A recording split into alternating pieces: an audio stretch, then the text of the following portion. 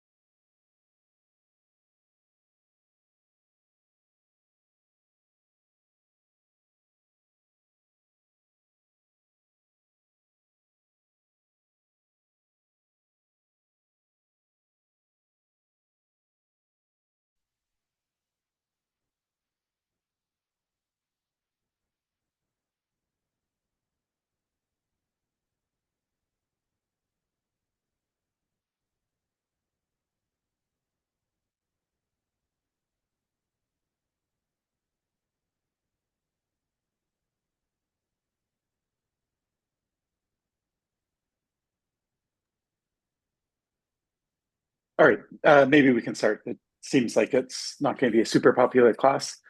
So yeah, welcome. And the purpose of this is just because I gave you some online lectures, and I want to make sure that if you have questions, you have a chance to ask them.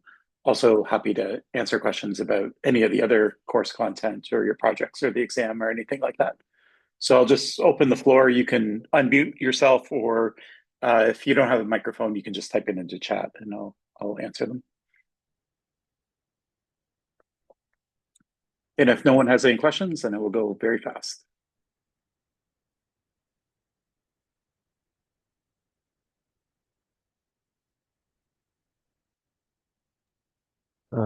Professor, I have one question regarding exam.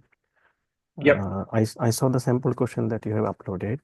So I saw some, short answer, uh, but I didn't find any multiple choices over there. So I just wanted to know, I mean, the percentage of short answer and multiple choices, like how many percentages would be multiple choices, how many percentage would be short answers? sure. So let me say that the sample exam, I mean, students just kept bugging me for some sort of sample exam, so that's why I uploaded it. It is kind of useless, and there's a whole bunch of questions that have nothing to do with what the current course content is. You can look at it. I wouldn't spend a lot of time on it. It's not going to be like a major thing to prepare for the exam. Just spend the time on the course notes, the lectures, the slides instead. And in terms of breakdown, in past years, I've done so it's like probably 75% multiple choice and maybe 25% short answer. So I forget exactly, but I feel like there's probably maybe like 35 multiple choice questions and a couple short answer questions. That is my recollection, but I don't have it sitting in front of me. Okay, no problem. That's actually answer my question. Thank you. Okay. And another thing is if you want sample questions, um, a good thing to do is actually if people bug me enough, this is what I would do. So you could just do it yourself, is just upload the lecture slides to ChatGPT and say, give me 100 multiple choice questions. And that is one way that you could think about studying for the exam. Okay, thanks. No problem.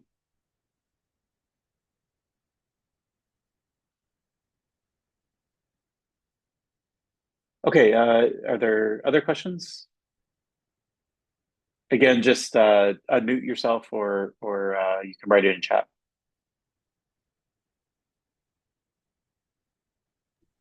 I have a question about the social engineering. Yep.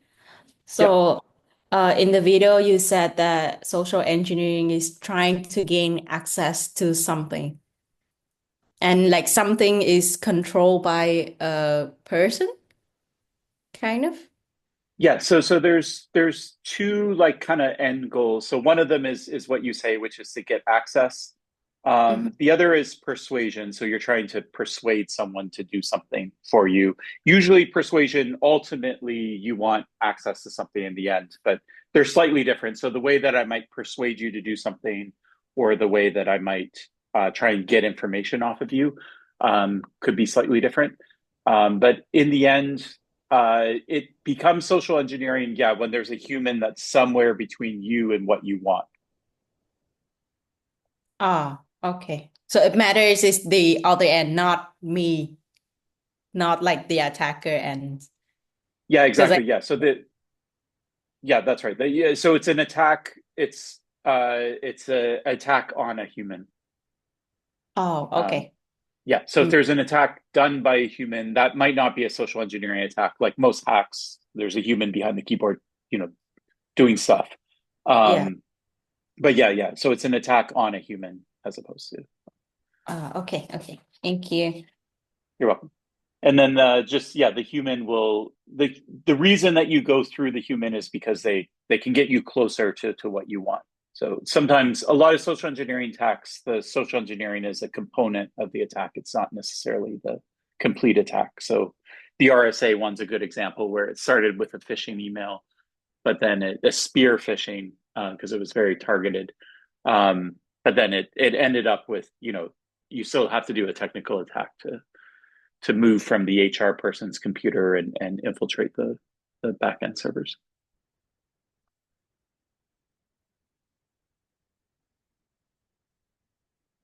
Okay, other questions?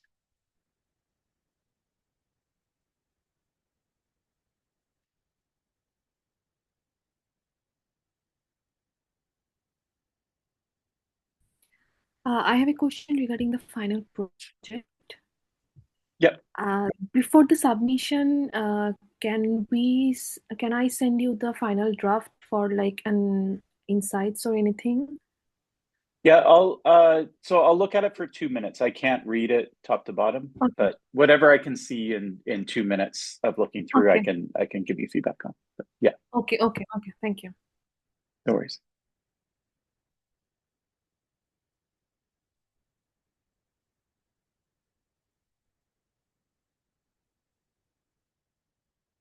And remember for your projects, you can use Gen AI if you want. And just remember the rules around it. Like you should include, not should, you must include a transcript.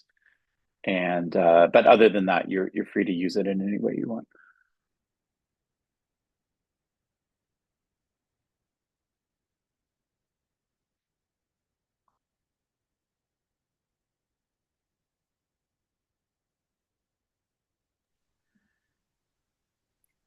Regarding the MCQ and the short code, I guess while I was joining, you just was explaining that 25%, 75% MCQ, 25% short questions. I missed the initial of your line. So for the preparation final exam, we need to go through all the lectures mainly for the MCQ, and the short questions will be there for like 25% of the marks, something like Yeah, that. so this is rough, but yeah. So about you can expect maybe 25% of the marks would be short answer and 75% would be multiple choice. So it's mostly going to be a multiple choice exam. Um, Okay, okay, okay. yeah. So the concept, if I can ask the question in a way that could be answered through multiple choice, I prefer that because it's easier to mark. But some questions are too like you can't kind of reduce them down to a single multiple choice, and so that's why. Some of the multiple choices will be like kind of interrelated. though. So like I might like set up a scenario and then ask you, I don't know, four different multiple choice questions about the scenario. So they won't necessarily be like every multiple choice question is completely independent of every other question.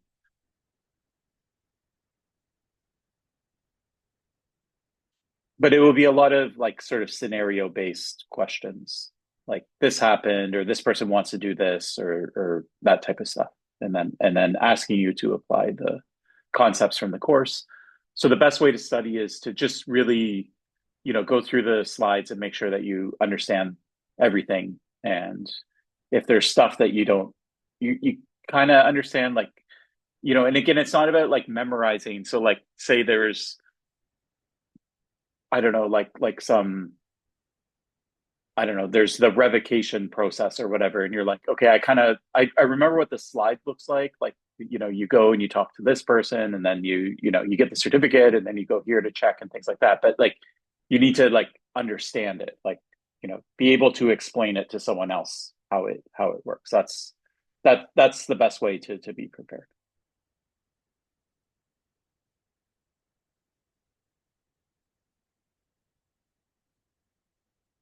And if you don't understand, again, you can ask questions, office hours, you can shoot me an email.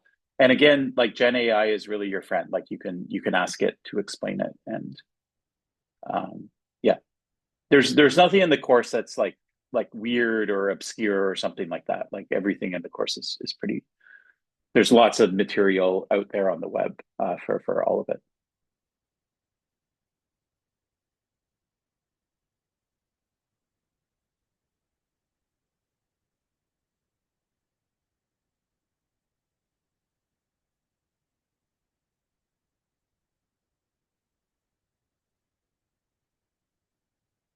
Okay, other questions?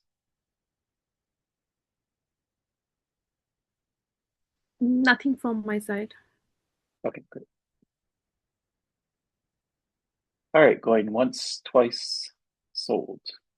Okay, great. So yeah, if you think of something else, just send me an email, shoot me a message on Moodle, or come to office hours. And other than that, I wish you good luck and both wrapping up your projects and also for the final.